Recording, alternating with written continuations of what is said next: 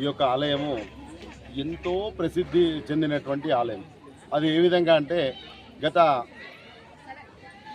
పూర్వకాలంలో విష్ణుకుండిలు అంతా కూడా మన తెలంగాణ ప్రాంతంలో పరిపాలించారు.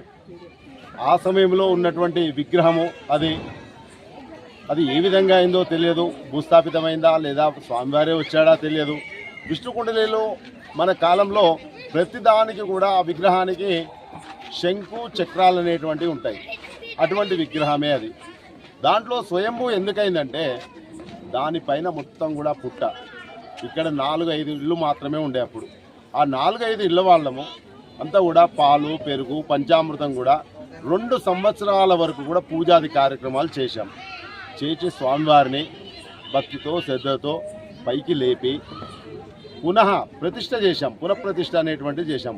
అప్పుడు చందాలు అడిగాం. అందరినీ కూడా చందాలు అడిగి ప్రతి ఒక్కరిది కూడా పడాలని చెప్పేసి అందరి దగ్గర కూడా చందాలు అడిగి వాళ్ళకు తృణమో పణమో 10 రూపాయల 20 రూపాయల 1000 రూపాయల 10,000 అని చెప్పేసి అంతకంటే ఎక్కువ ఎవరు ఇచ్చే కాలం కాదు అది. 2006 ఆ ప్రాంతం 2007లో ఇది పునఃప్రతిష్ఠ గావించాం స్వామివారిని. అప్పటి నుంచి కూడా దినదిన అభివృద్ధి చెందుతుంది. దాదాపుగా కొన్ని సంవత్సరాల నుంచి స్వామివారి వద్ద ఎటువంటి చందా లేకుండా ఈ రంగారెడ్డి జిల్లా సికింద్రాబాద్ మొదలుకొని అటు భువనగిరి జిల్లా వరకు కూడా భువనగిరి వరకు కూడా యాదగిరిగుట్ట తీసుకోండి, నాకు తెలిసిన గ్రామాలు తీసుకోండి, లేదా వరంగల్ వరకు కూడా చందా లేని ఏకైక దేవాలయం అంటే మా యొక్క దేవాలయం.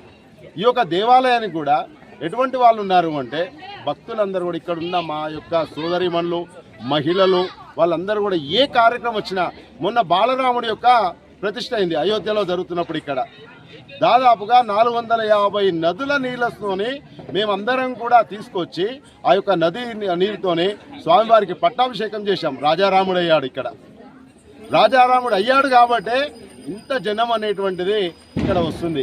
అంటే ఆయన కోరిన కోరికలు వెంబడే తీరుస్తాడు. ఎక్కడెక్కడి నుంచో ఎన్నో గ్రామాల నుంచి వస్తున్నాడు ఆ స్వామి. అయితే వాళ్ళందరూ కూడా భక్తులు వాళ్ళందరూ కూడా కోరికలు తీస్తున్నారు. దాంట్లో పైగా మేము 12 జ్యోతిర్లింగాలు అనేటువంటిది పెట్టాము.